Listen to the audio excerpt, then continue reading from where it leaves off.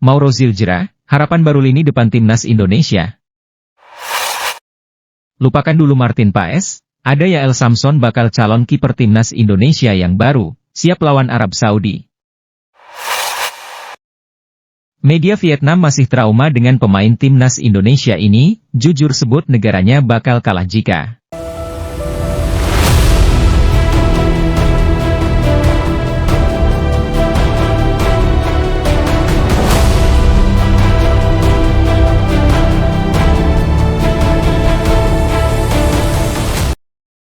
kabar gembira bagi para pendukung timnas Indonesia.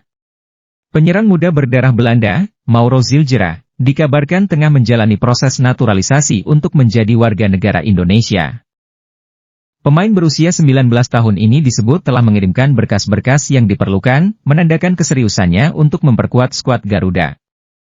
Kabar ini pertama kali diungkapkan oleh Yusa Nugraha, pesepak bola Indonesia yang memiliki jaringan luas di kalangan pemain diaspora, melalui kanal YouTube-nya.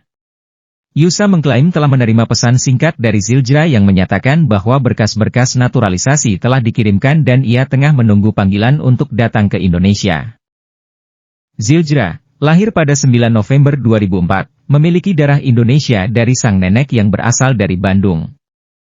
Perjalanan karir sepak bolanya dimulai di AS Alkmaar, kemudian berlanjut ke AFC Amsterdam, dan kini ia bermain untuk NEC Nijmegen U21.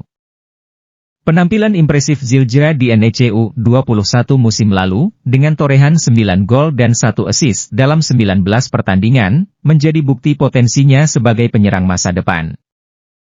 Kehadirannya diharapkan dapat menjadi solusi bagi lini serang timnas Indonesia yang kerap kesulitan mencetak gol. Kabar mengenai proses naturalisasi Zildjian disambut positif oleh pengamat sepak bola Indonesia, Roni Pangemanan. Ia menilai Zildjian layak mendapatkan kesempatan untuk membela timnas Indonesia. Dari sekian banyak nama yang beredar, pemain yang satu ini saya pikir layak untuk dipertimbangkan oleh PSSI, ujar Ropan dalam kanal YouTube-nya.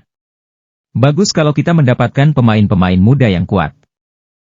Proses naturalisasi Zildjian masih berlangsung, namun kabar ini telah membangkitkan harapan dan antusiasme para penggemar sepak bola Indonesia.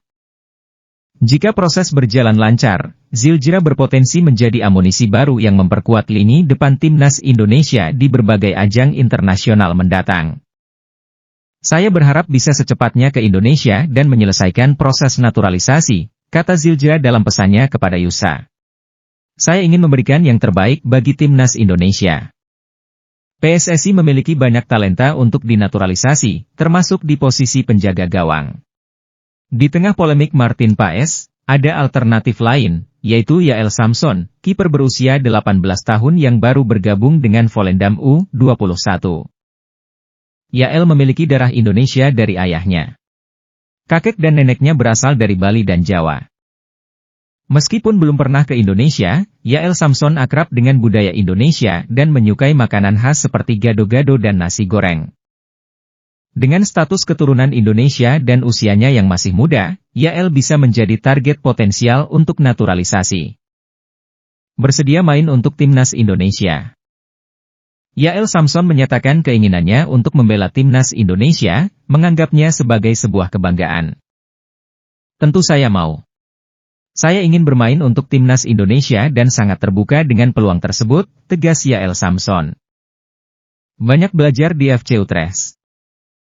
Yael Samson memulai karir sepak bolanya di usia 5 tahun dengan bergabung di VV de Meern, kota kelahirannya. Pada usia 10 tahun, ia masuk Akademi Utrecht. Awal 2022, sebelum genap 16 tahun, Yael Samson promosi ke tim U17 Utrecht. Beberapa bulan kemudian, Yael Samson naik ke tim U18. Terus berkembang, pada Juli 2024, ia bergabung dengan tim U21 Volendam. Susunan pemain timnas Indonesia yang akan bermain di Piala AFF 2024 menarik perhatian media Vietnam.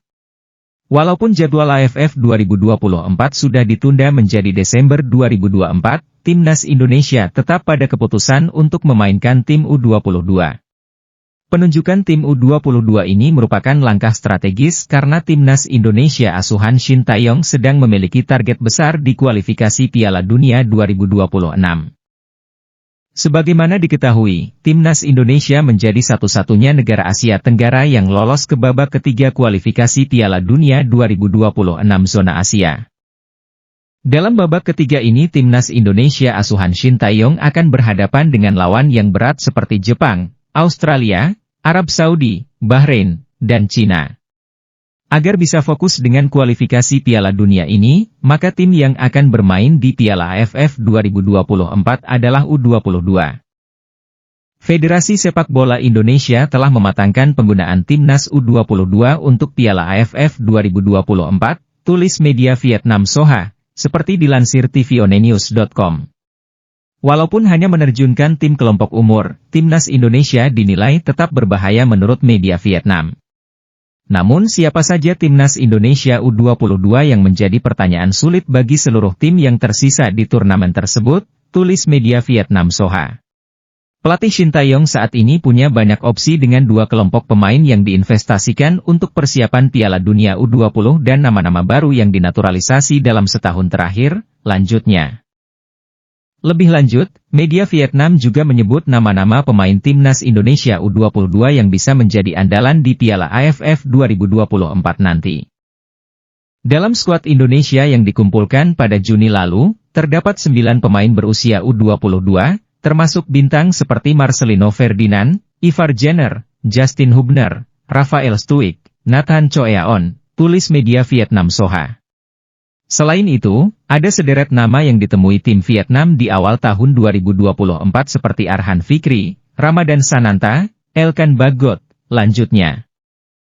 Media Vietnam memprediksi timnas Indonesia tetap akan menjadi tim yang berbahaya di Piala AFF 2024 nanti. Jika seluruh bintangnya dipanggil, timnas Indonesia masih punya kekuatan tangguh dan dinilai mampu bersaing memperebutkan gelar juara, tulis media Vietnam Soha. Untuk mengantisipasi hal ini, media Vietnam mengingatkan kepada pelatih negaranya untuk berhati-hati dengan timnas Indonesia. Sedangkan bagi tim Vietnam, langkah tim Indonesia tentunya dicermati pelatih Kim Sang-sik dan rekan-rekannya, tulis media Vietnam. Di grup B Piala AFF 2024, Indonesia bisa dibilang menjadi pesaing langsung perebutan posisi teratas grup bersama Vietnam, lanjutnya. Rupanya media Vietnam masih trauma dengan pemain-pemain timnas Indonesia karena berhasil mengalahkan Vietnam secara berturut-turut. Jika salah menilai kemampuan Indonesia dengan inti U22, tim Vietnam mungkin harus menanggung akibatnya, tulis media Vietnam. Erick Thohir temui Shin Tae-yong, bahas timnas Indonesia di kualifikasi Piala Dunia 2026, Piala AFF 2024, dan SEA Games 2025. Ketua Umum Ketum PSSI, Erick Thohir, bertemu dengan pelatih timnas Indonesia, Shin Tae-yong. Keduanya membahas agenda skuad Garuda ke depan. Pertama, timnas Indonesia akan mengarungi putaran ketiga kualifikasi Piala Dunia 2026 zona Asia. Event tersebut bakal dimulai pada September 2024. Kedua, skuad Garuda bakal turun di Piala AFF 2024. Ajang tersebut akan dihelat pada Desember 2024 sampai Januari 2025. Ketiga, Shin Tae-yong kemungkinan juga akan memimpin timnas Indonesia U23 di SEA Games 2025. Pesta olahraga Asia Tenggara itu dijadwalkan berlangsung di Thailand pada akhir tahun depan. Agenda terdekat timnas Indonesia adalah grup C putaran ketiga kualifikasi Piala Dunia 2026 zona Asia melawan Arab Saudi. Partai tersebut akan digelar pada 5 September 2024 di Stadion King Abdullah Sport City, Jeddah. 5 hari kemudian, timnas Indonesia akan menjamu Australia. Duel tersebut dijadwalkan dimainkan di Stadion Utama Gelora Bung Karno SUGBK, Senayan, Jakarta Pusat. Senang bisa kembali bertemu Coach Shin Tae-yong yang sudah sehat dan siap kembali bekerja, ujar Erick Thohir dalam akun Instagram pribadinya. Kami membahas persiapan timnas Indonesia di putaran ketiga kualifikasi Piala Dunia 2026. Pertandingan perdana pada 5 September, timnas akan bertandang menghadapi Arab Saudi. Kemudian pada 10 September timnas akan menjamu Australia. Kami juga mulai membahas persiapan Piala AFF dan SEA Games dengan mempersiapkan Timnas U22. Bismillah Timnas bisa memberikan yang terbaik, imbuh Erick Thohir. Elkan Bagot berpeluang dipanggil Shin Tae-yong ke Timnas Indonesia, dua pemain keturunan absen lawan Arab Saudi. Peluang Elkan Bagot untuk membela Timnas Indonesia melawan Arab Saudi sangat besar. Hal itu dikarenakan absennya dua pemain keturunan Timnas Indonesia yakni Jordi Amat dan Justin Hubner. Jordi Amat masih menjalani satu laga lagi hukuman yang harus ia rasakan. Hukuman itu didapatkan Jordi Amat setelah diganjar kartu merah kala Timnas Indonesia melawan Irak pada laga kelima grup F putaran kedua kualifikasi Piala Dunia 2026 zona Asia di Stadion Utama Gelora Bung Karno SUGBK, Senayan, Jakarta Pusat, 6 Juni 2024. Dalam laga itu, Timnas Indonesia menyerah dengan skor 0-2 dari Irak. Sejatinya, Jordi Amat sudah menjalani satu laga absen saat Timnas Indonesia menang 2-0 atas Filipina pada laga terakhir grup F putaran kedua kualifikasi Piala Dunia 2026 zona Asia di SUGBK, 11 Juni 2024. Bek Johor Darul Taksim itu masih harus absen dalam satu laga ke depan Timnas Indonesia. Nah, terdekat Timnas Indonesia akan melawan Arab Saudi pada laga perdana grup C putaran ketiga kualifikasi Piala Dunia 2026 zona Asia di Stadion King Abdullah, Jeddah, 5 September 2024. Selain Jordi Amat, Justin Hubner juga dipastikan absen membela Timnas Indonesia melawan Arab Saudi. Hal itu dikarenakan akumulasi kartu kuning yang diterima oleh pemain berdarah Belanda tersebut. Kartu kuning ketiga sudah didapatkan Justin Hubner saat membela Timnas Indonesia melawan Filipina. Justin Hubner hanya akan absen satu pertandingan saja. Dengan absennya Justin Hubner dan Jordi Amat, otomatis bek tengah Timnas Indonesia tersisa Muhammad Ferrari, Jay Idzes, dan Rizky Ridho. Sebenarnya ada Nathan Choyaon dan Sandy Walsh yang bisa juga bermain di bek tengah, namun posisi aslinya itu ada di bek sayap. Ini berarti peluang Elkan Bagot kembali lagi ke Timnas Indonesia cukup besar. Elkan Bagot sebelumnya sempat absen membela Timnas Indonesia melawan Irak dan Filipina. Tidak diketahui penyebab pasti Shin Tae-yong enggan memanggil Elkan Bagot. Namun untuk saat ini Shin Tae-yong perlu kembali memanggil pemain berdarah Inggris tersebut karena Jordi Amat dan Justin Hubner absen.